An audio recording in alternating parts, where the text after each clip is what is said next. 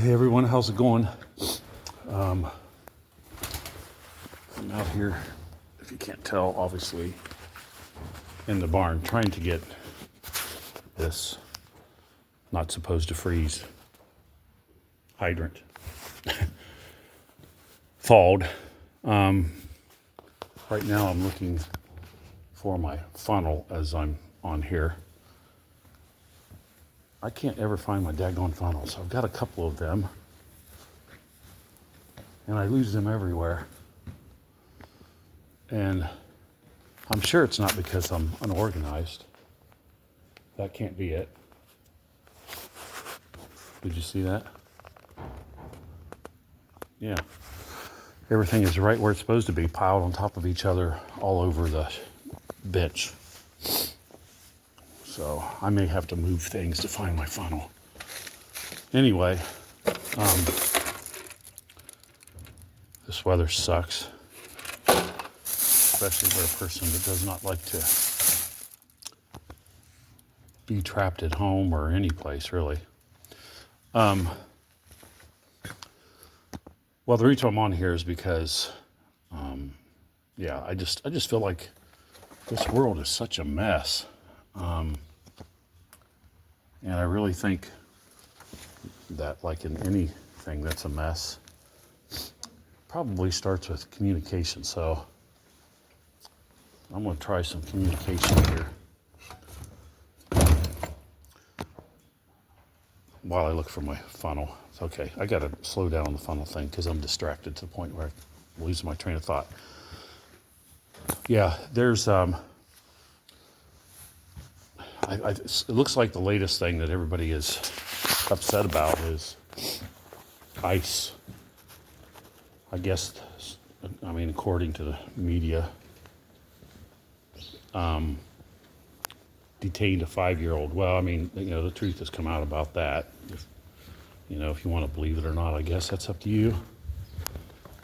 But they were trying to arrest the 5-year-old's father, and the 5-year-old father ran. And ISIS went after them and arrested him, and then they had a 5-year-old there. And at that point, it was either detain them, or I guess you leave the child alone, or leave them out in the cold. I don't know what the other answer is. I don't think they had much choice. And you certainly can't not arrest people because they have children. You can't do that. We've never done that. That doesn't make any sense. Right? We all got more common sense than that. That you have some kind of immunity because you have young children. You can't. And then as far as the ICE shooting and killing a woman, I've seen the video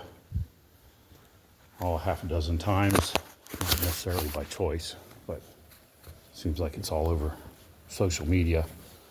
And I'll be 100% honest, I have no idea if what he did was justified or not. I really don't. I certainly can't tell from a few seconds of a camera that really doesn't even show very good angles, at least in my opinion, that what he did was negligent or not. I don't really know. But I can, tell you one opinion is, me personally is, as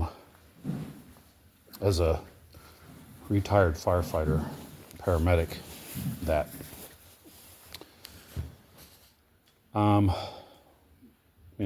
after I retired, I realized I knew something was going on when I was working, especially toward the end.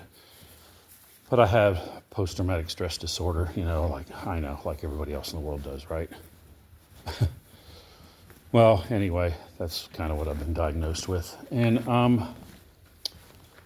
I know that I think the reason why I do so much is, number one, you see things every day. Everything that you see is just tragedy, you know what I mean? It's somebody's worst day. So pretty soon, you do that for 34 years, and your brain is going to assume that every day is tragedy. As a matter of fact, life is just tragedy. Literally, people, the way your brain looks at it, are dying around you. Their houses are burning down. They're having auto accidents. Their children are dying. That there's cars everywhere, and that there's dead children in them. And I mean, your brain just takes this information over 34 years and it runs with it. And it's really good that your brain does that in the moment when you're doing the job, because like a lot of professions, but I'm talking about mine, you have to make decisions in a very short period of time. You have to make decisions on, do I go into that house if there's somebody trapped, or am I trying to go after a person that literally cannot be surviving the fire that I'm looking at? And I can tell you, early in my career, the culture then was you never questioned that, you just went in. I mean, that's the way it is. I went in probably on darn near as many house fires that were roaring fires, that were blowing some heat, that were extremely dangerous fires. I probably went on as many of those dangerous fires in an abandoned home as I did homes that were occupied. I know every firefighter's been around for very long, can remember, especially earlier in their career. We were just geared and taught, and the culture was you just went in. So, I can remember multiple homes, and I'm sure there's more than I can't remember. Your brain does have a tendency to shut things out like that. But there was multiple fires where I can tell you that the house might have been abandoned for 10 years, and some cases they've been abandoned for 50 years. They were ready to be torn down a long time ago, if anybody could figure out who was going to pay for it. And we would run into the fire. I remember doing this multiple times, and many times there was two of us. What I mean by two of us, I don't mean just two on the scene. I mean, we were fighting fire, and there was literally two. We had pump operator, that was a pump operator / flake the hose out, help you flake the hose out, and back you up and hope everything goes okay with the pump while we're in there until the next truck arrives, which is 7 minutes away, and has two more people to help you, So, so you risk yourself a lot. But now, nowadays, firefighters, we've gotten a lot smarter, and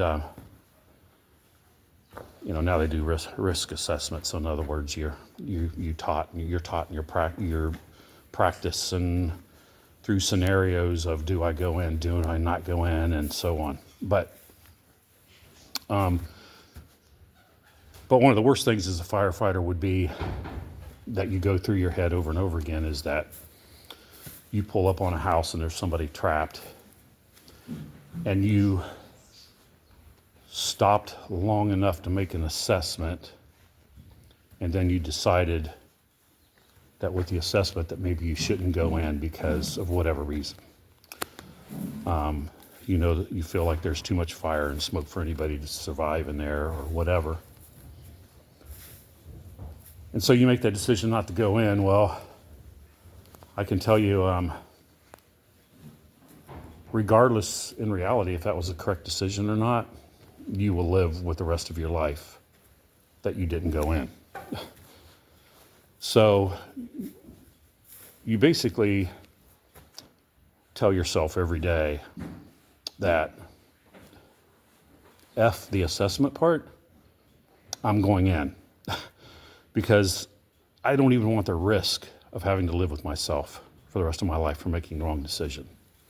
I don't want to, at any level, try to justify to myself or anyone else why I didn't go in. So you just make that conscious decision every day or ask yourself, am I ready to do this? Am I ready to possibly die today or survive and be maimed, just to find out that actually the person you were going in to save was next door. They had already left and went next door. But anyway, I know that that's stressful. So you live with that mindset every day for 34 years. And I can tell you that in the morning, when you work every third day, and actually firefighters work more than every third day. That would be nice to work every third day. You either work overtime or you're forced to work overtime, generally speaking, at some point in your career. Yeah, we had firefighters early in my career that literally worked 70, 80 hours a week, every week for months. That's another whole subject. Anyway, so you get in that mindset long enough, and you can't turn that mindset off. You can't go off work at 7 o'clock and at 7:01 be back to a normal functioning person that's not prepared to die in any second. You also only see really bad stuff in your whole life, unfortunately, at the job, generally speaking, right? People in the worst scenarios. And,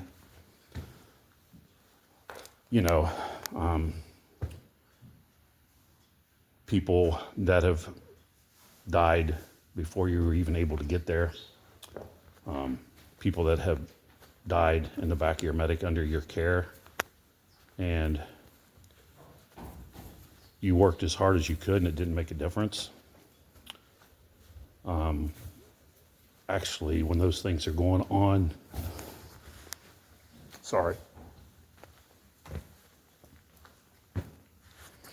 it's amazing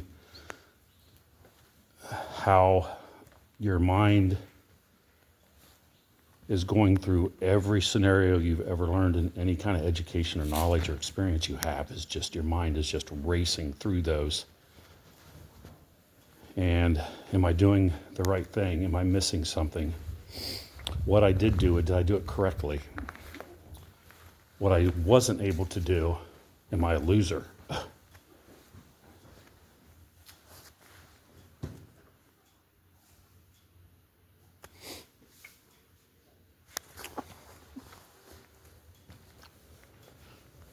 But anyway, if you live with this for 34 years, even when you're away from the job or on your days off and after you retire,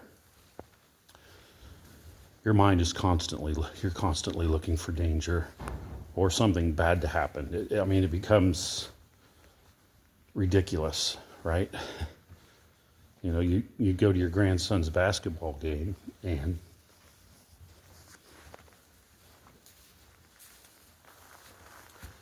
you're sitting there and you don't know why, but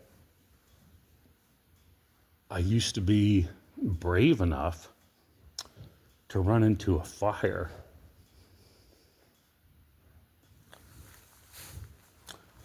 I used to be brave enough to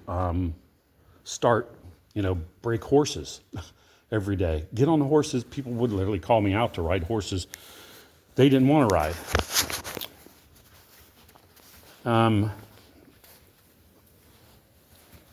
You go from that to sitting at your grandson's basketball game, and your whole body tells you that there's danger all around you, and you can't even find the danger anymore. Because you can't put your mind in that state for that long of a period of time, and then one day when you retire or you're off work or whatever, just shut it down and go back to normal. You just can't do that. And, I know some people that say, oh, yeah, I'm fine with it. That stuff never bothered me. That's from your point of view. I know you, dude. It did bother you. You're kind of messed up. You were messed up at the fire department. You're kind of messed up afterwards. And that's okay, because that's normal.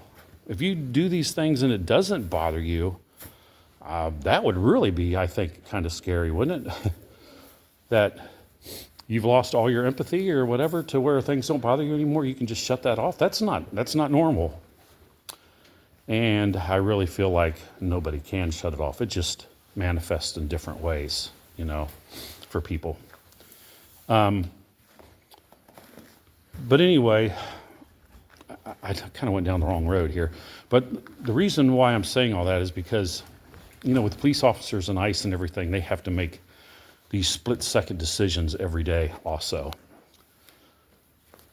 Only they have to do it with a little bit different than, I should say a lot different than what I did as a firefighter. I never got off the fire truck and had people run up to me with phones and stick them in my face and scream profanity at me.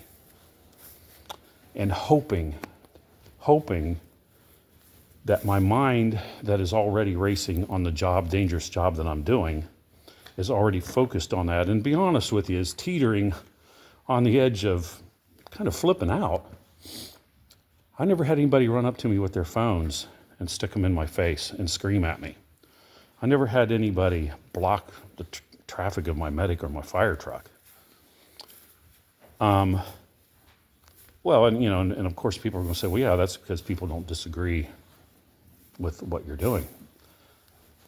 Well, it doesn't matter if you disagree or you agree. When you're doing this to people, I'm going to tell you right now, there's no way to justify it. It's wrong.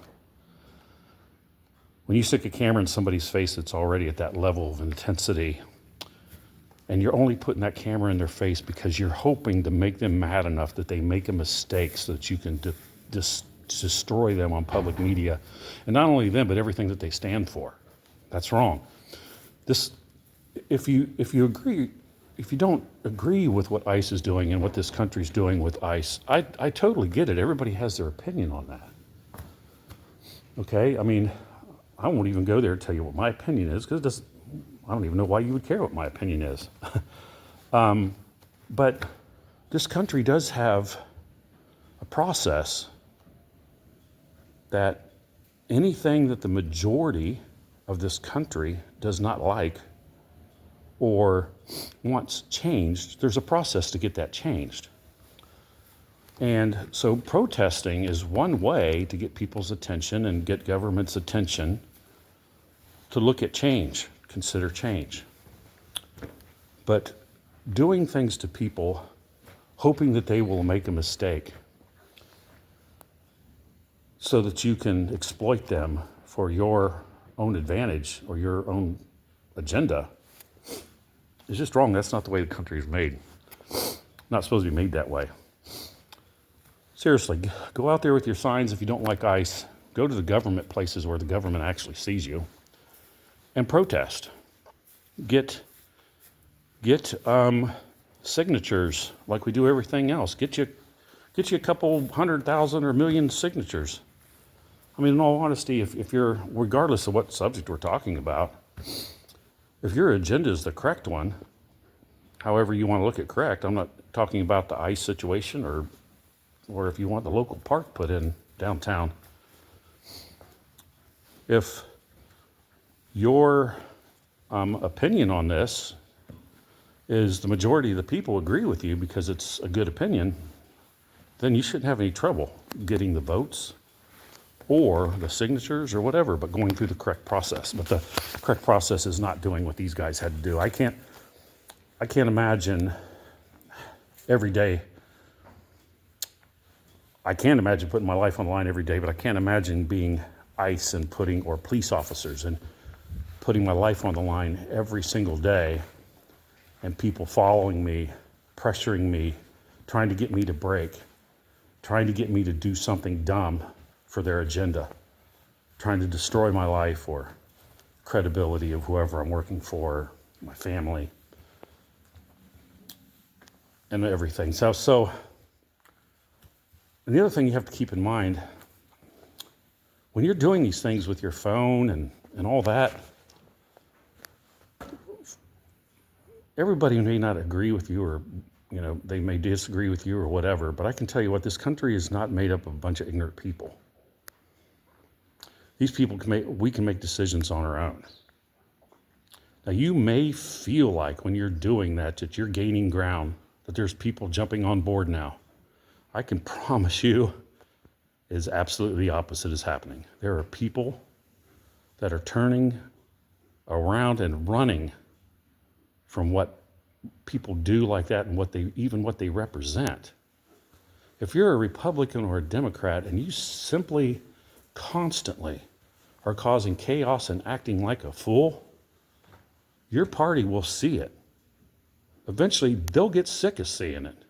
And they're going to change the way they vote on things because they're like, even as me as a Republican, if the Republicans, were acting absolutely ridiculous, I'd be like, what the heck has this Republican Party come to?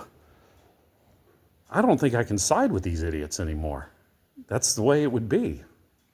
And same for Democrats, right? So, anyway, there's a process, I think, to do all this. And, like back to the ICE incident where he shot that lady. I have never been in this situation where I had to decide to shoot somebody or be injured or whatever. I don't know what I would do under that situation. But I do know that if people were standing in front of me with a camera and videotaping me, that I can promise you the decisions that I would normally make on an everyday life would not be the same decisions I would make then, because there's no way you can shut that stuff out. It hypes up your brain. I mean, the way you think, your brain starts racing. You lose the ability for logic when people are screaming at you, and that's exactly what they want to do. And I'm just asking, don't support these people that do that. Do it the right way. That's what this country's made up on, doing it the right way.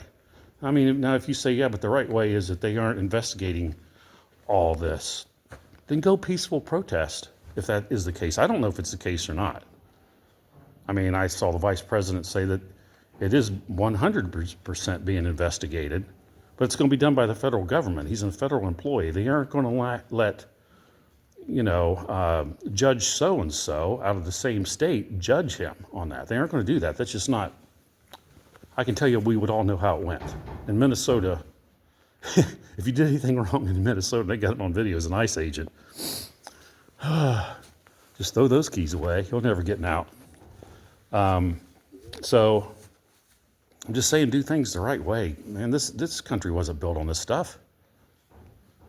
We weren't built on Black Lives Matters. That was the lady and the people that are running Black Lives Matters. They're going to be indicted because they've stolen so much money from everybody. It's crazy for their own benefit. But destroying homes and businesses and beating people up and all that. That's not protesting. That is 100% a riot, or actually, probably, I think I would go take it further and call that terrorism.